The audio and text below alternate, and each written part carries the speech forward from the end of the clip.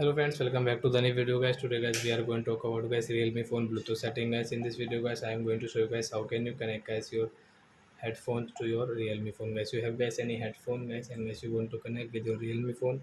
So guys how can you connect and guys how can you use guys your headphone with your realme phone guys. In this video guys I am going to show you friends.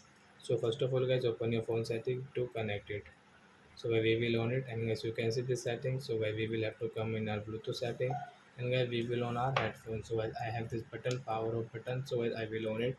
So guys on your headphone and guys click on guys your bluetooth setting on it. And guys now we will have to wait here. We will refresh.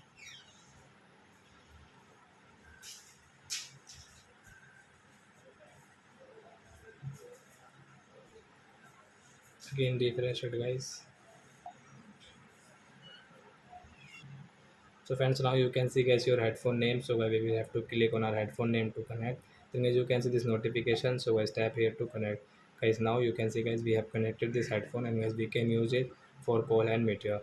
So guys now you can guys use your headphone while watching movies, listen song, whatever you want.